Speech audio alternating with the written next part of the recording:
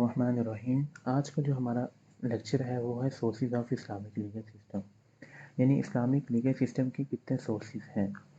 अगर हम आउटलाइन देखें तो उसमें हम इंट्रोडक्शन देखेंगे, इस्लाम का डेफिनेशन देखेंगे, ओरिजिन देखेंगे और सोर्सेज देखेंगे। अगर हम इंट्रोडक्शन की बात करें तो इस्लाम जो है दुनिया का दूसरा सबसे बड़ा मज़हब है, और इस्लाम जो है वो प्रॉफिट मोहम्मद सल्लल्लाहु अलैहि वसल्लम जब इस दुनिया में आए थे तो उनके साथ हमें इस्लाम जो है वो मिला था।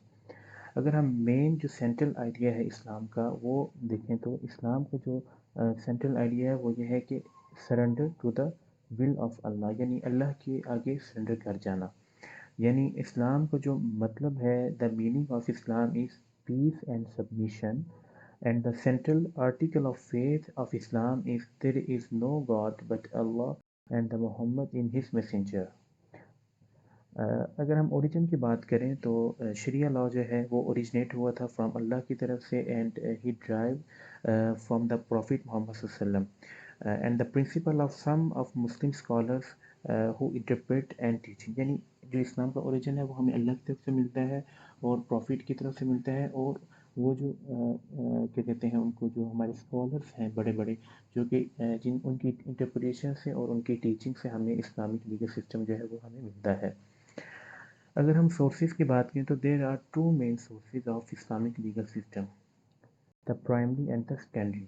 In primary there are to main sources, the Quran and the सुन्ना। अगर हम सेकेंडरी की बात करें तो सेकेंडरी के अंदर भी दो मेन सोर्स हैं, जो कि इजमा एंड द क़ियास। अगर हम इसमें प्राइमरी सोर्स में देखें तो जो कुरान है वो सबसे पहला और मेन सोर्स है इस्लामिक लीगल सिस्टम का। इसमें कुरान जो है वो एक तो होली बुक है मुस्लिम्स की, यानी अल्लाह ने इसको नाजिल किया और मुसलमानों के ये इस्लाम में सबसे मेन और सबसे बड़ी किताब है। कुरान कहता है, we have revealed this book and no doubt we are it's protectors. Quran पाक में अल्लाह ताला कुरान के बारे में फरमाता है कि हमने ही कुरान पाक को नाजिल किया और बेशक हम ही इसकी हिफाजत करने वाले हैं।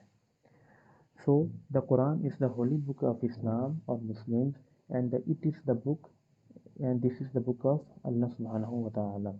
अगर हम कुरान की डेफिनेशन बात करें तो what is the Quran?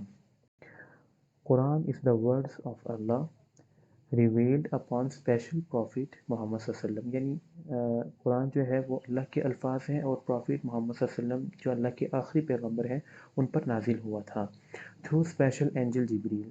और एक स्पेशल फरिश्ता है जिब्रील, वो इसको लेकर आया इन स्पेशल मैनर, यानी एक स्पेशल तरीके के साथ, जो कि वही है, वही की सूरत में हमें कुरान पाक मिला, और मुतवातिर के साथ, मुतवातिर यानी तरतीब के साथ, बाकायदा एक मतलब डिसिप्लिन के साथ हमें कुरान पाक मिला था।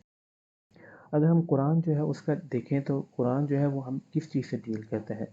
कुरान जो है वो हमारे जो लॉस हैं, हमारे रूल्स हैं, रेगुलेशंस हैं, हमारा लाइफस्टाइल है, उससे हमें डील करता है। अगर हम इसको शॉर्ट फॉर्म देखें तो हम कह सकते हैं कि the Quran is the complete code of human life. Quran पाक जो है इंसान की मुकम्मल ज़िंदगी का एक कोड है, यानी हम कुरान पाक से इंसान की जो ज़िंदगी है, हर तरह का पहलू या हर तरह का मसला हम कुरान पाक से उसका हल ले सकते हैं। जो कुरान पाक तो आप सबको पता है कि अरबिक लैंग्वेज में है, और इसके जो हैं 114 चैप्टर्स हैं और 6666 आयात हैं। अगर हम सुप्रीम कोर्ट की बात करें तो supreme court of Pakistan also describe the definition of primary source of Islamic legal system.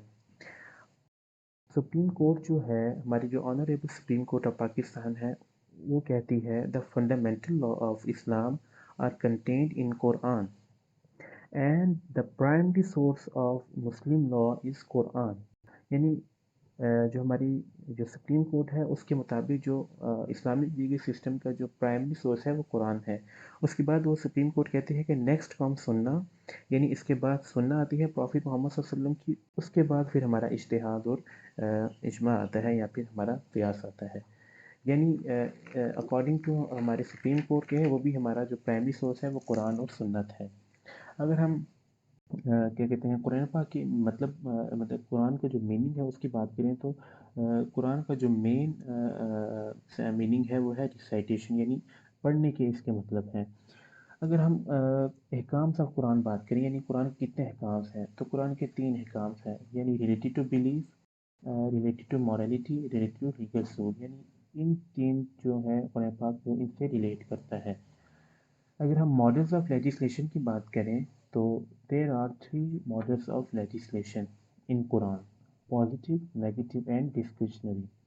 In positive یعنی پازیٹیو کے اندر وہ ایکٹس اینڈ وہ رولز جن کو مسلم جو ہے فالو کرنے کے پابند ہیں، یعنی Muslims are bound to do those acts in positive.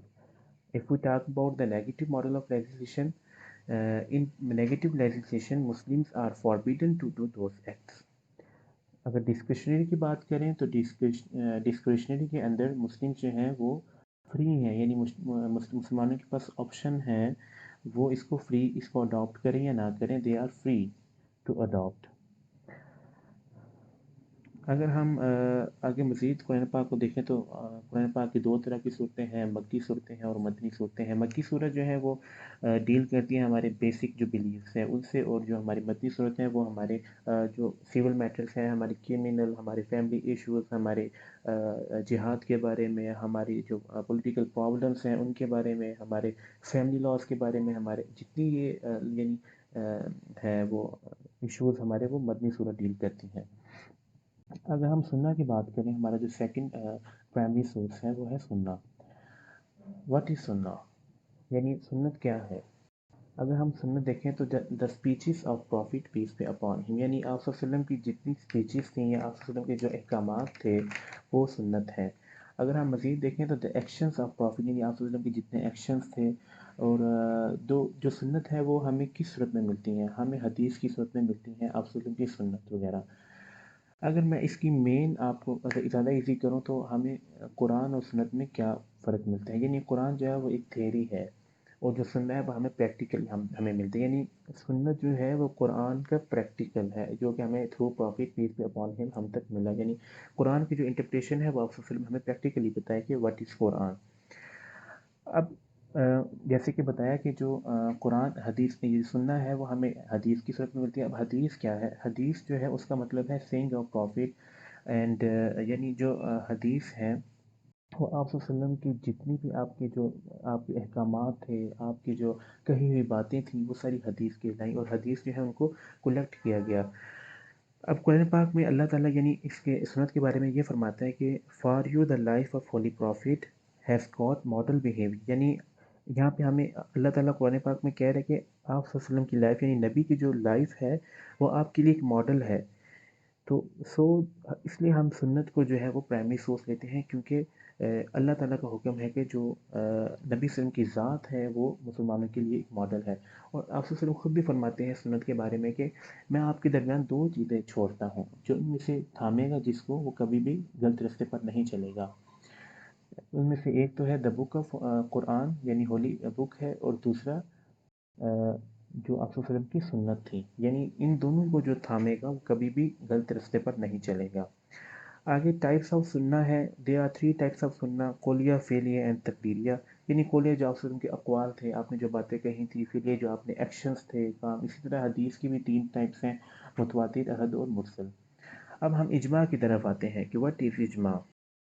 اجماع کا جو مطلب ہے، یعنی اجماع مینس ٹو ڈیٹرمائن اور to agree upon something, اور اجماع جو ہے یہ عربک ٹرم ہے، یعنی عربک سے یہ لفظ جو ہے وہ لیا گیا ہے۔ اجماع کا مطلب یہ ہے کہ کسی بھی چیز کے اوپر، کسی بھی مسئلے کے اوپر تمام جو بڑے بڑے اسکالرس ہیں، مجتہدین ہیں، ان کا اکٹھے ہو جانا، ان کا اس پہ ایگری ہو جانا، وہ اجماع ہے۔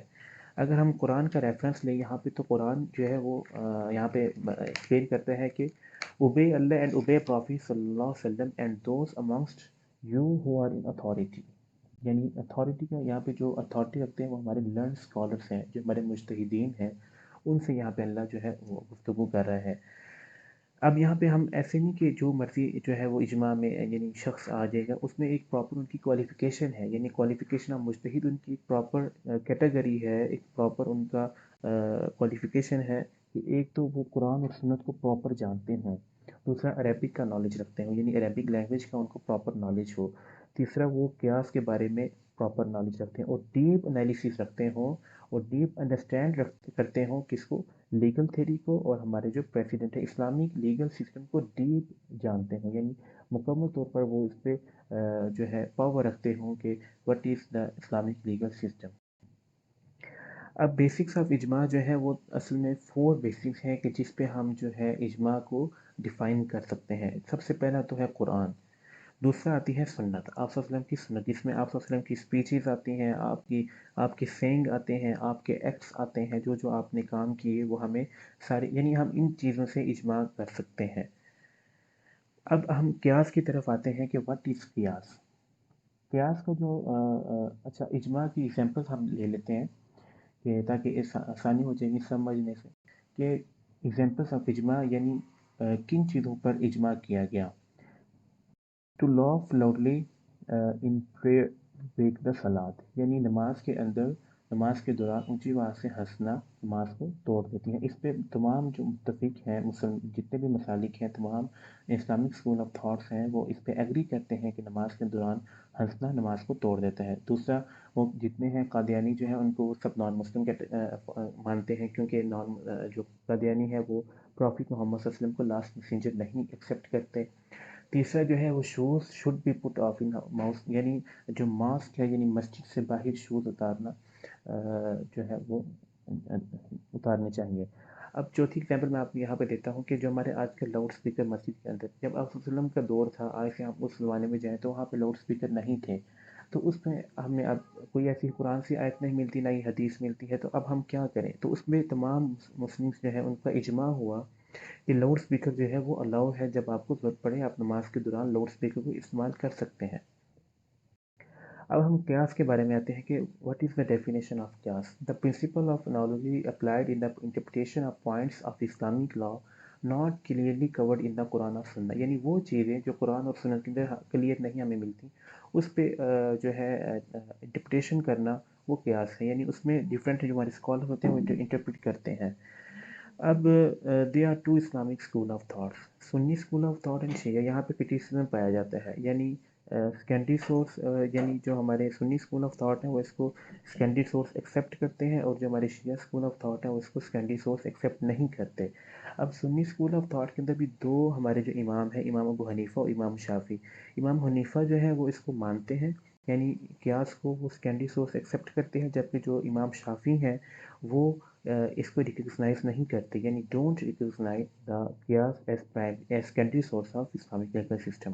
اسی طرح شیعہ بھی جو ہے وہ اس کو ایکسیپٹ نہیں کرتے، تو یہ کریٹیسزم ہے ہمارے قیاس کے اوپر۔ اور قیاس جو ہے یہ سب سے جو کم جو ہے وہ سورس ہے اسلامک لیگل سسٹم کا۔ تو آج کا ہمارا ٹاپک تھا وہ تھا sources of Islamic legal system. امید ہے آپ کو سمجھ آئی ہوگی۔ Thank you very much.